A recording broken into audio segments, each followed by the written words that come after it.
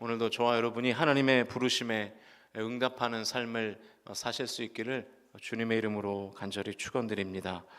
오늘은 마가복음 6번째 시간입니다. 응답하라 0030 이라는 제목으로 말씀을 나누겠습니다. 오늘 본문이 약 AD 30년경에 예수님이 제자들을 부르시는 장면이라 설교 제목을 이렇게 붙여봤습니다. 여러분, 우리가 보통 그 기원전을 어떻게 표기합니까? BC, 그리고 기원 후를 AD 이렇게 표기하잖아요. BC는 영어로 Before Christ의 약자죠.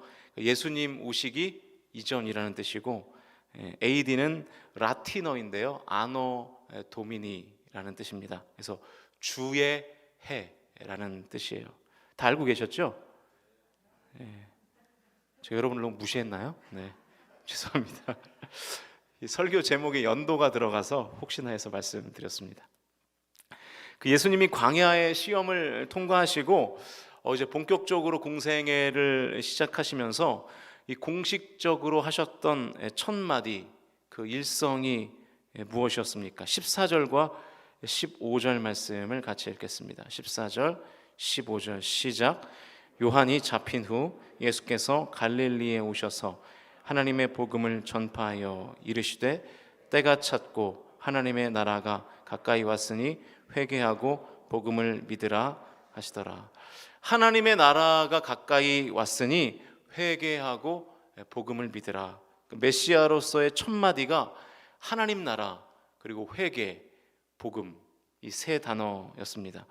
하나님의 나라를 누리려면 회개해야 되고, 그리고 복음을 믿어야 된다는 것이죠.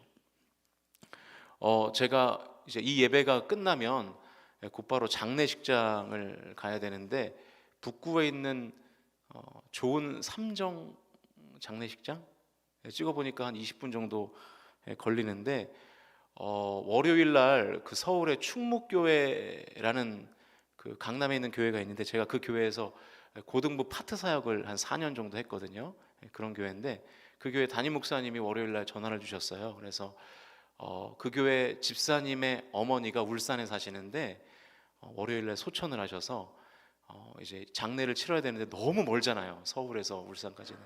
그래서 어제 입관 때는 왔다 가셨고, 발인 예배를 좀 인도해 줄 수 있겠냐 이렇게 말씀하셔서 제가 그렇겠다고 순종을 했습니다. 그래서 예배가 끝나면 제가 곧바로 이제 장례식장에 가서 발인 예배를 인도해야 되는데, 그 가정이 그 집사님 빼고 다 예수를 안 믿는 가정이에요. 그래서 가서 이제 복음을 전해야 되는데 잘 전하고 올 수 있도록, 그리고 그 집사님의 언니하고 동생이 울산에 지금 거주를 하나 봐요. 그래서 전도가 잘 되면 좋겠다 이렇게 말씀하셔서 기도를 많이 하고 지금 이제 가려고 합니다. 우리 성도님들도 함께 가서 회개의 복음을 전할 때 우리 그 상을 당한 가정이 위로받고 하나님 나라를 받으실 수 있기를 우리 같이 기도해 주시면 좋겠습니다. 자, 어쨌든 이 하나님 나라를 누리는 방법은 회개와 복음인 것이죠. 회개가 뭡니까? 회개. 히브리어로는 슈브인데요. 슈브. 영어로 하면 turning back. 그 돌아서는 게 회개인 것이죠.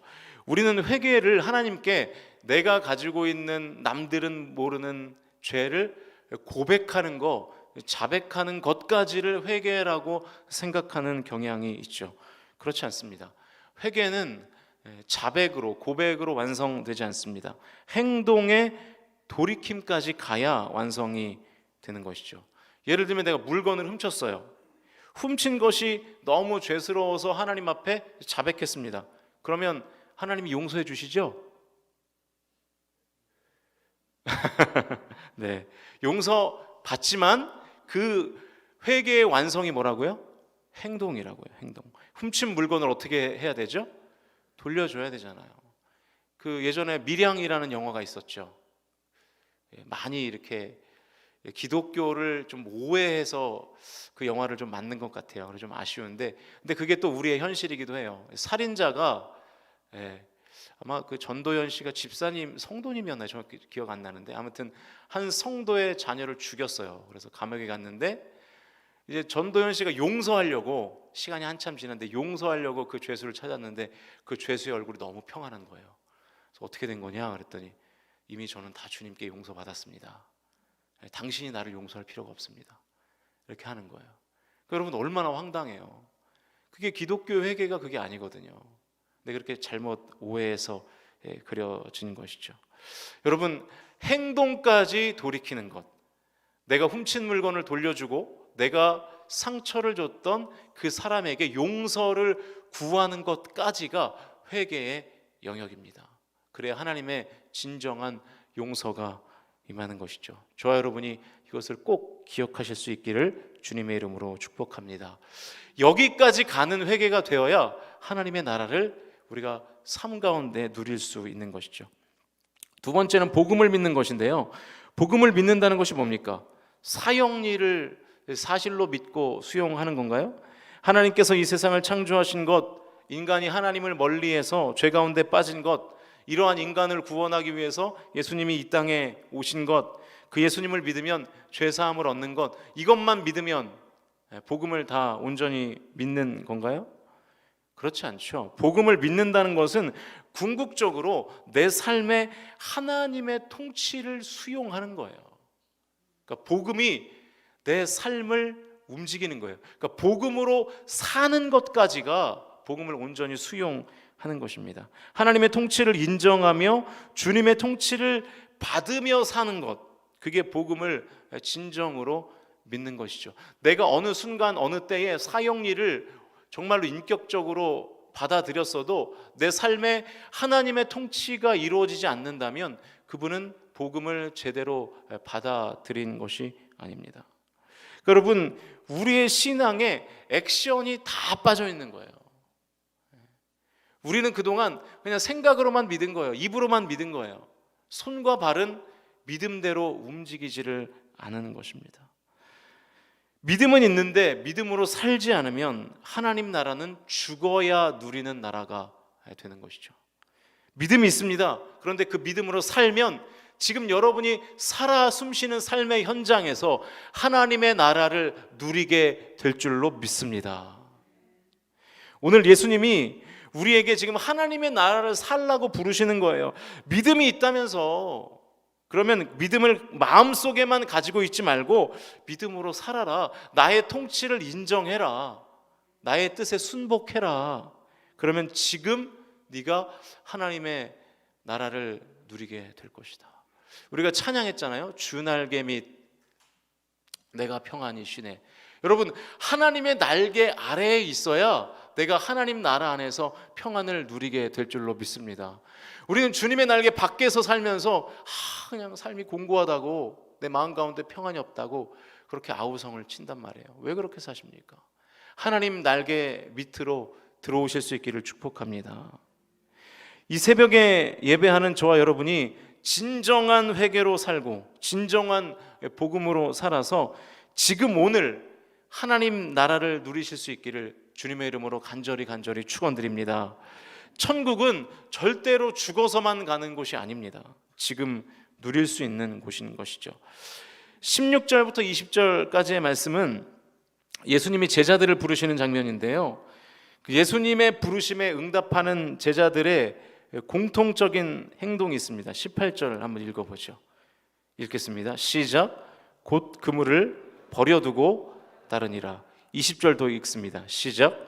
곧 부르시니 그 아버지 세베대를 품꾼들과 함께 배에 버려두고 예수를 따라가니라.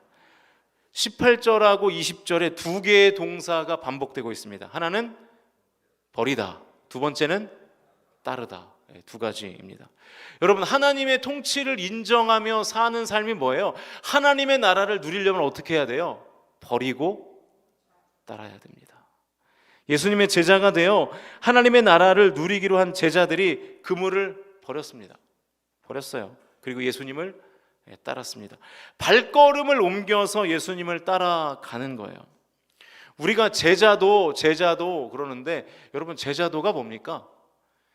제자도로 강의하려면 뭐 20시간도 강의할 수 있을 건데 1분만으로도 강의를 끝낼 수 있어요. 그게 뭐라고요? 버리고 따르는 거예요. 그게 제자도예요. 다른 게 없습니다. 오늘 본문에서 분명하게 말씀하잖아요. 버리고 따라가면 제자가 될 수 있다. 버리고 따라가면 제자가 될 수 있다. 하나님 나라를 누리기 위해서 필요 없는 것들은 버리고 하나님 나라를 누리기 위해서 따라야 할 것들을 따르는 삶, 그게 제자로서의 삶인 줄로 믿으실 수 있기를 바랍니다. 진정한 제자가 되는 방법은 공부에 있지 않아요. 성경 공부를 2년 한다고 제자가 되는 게 아닙니다. 버리고 따르는 액션이 있는 그 사람이 진정한 제자가 되는 것이죠. 성경을 많이 한다고 제자가 되는 것도 아니에요. 성경을 많이 하는 불신자가 얼마나 많은지 아세요? 여러분, 이렇게 외국에서 공부하다 보면 이 자유주의 신학자들이 있거든요. 자유주의 신학자들이 무슨 얘기냐면 이 성경이 이렇게 66권 있는데 이 중에 기적은 다 빼요.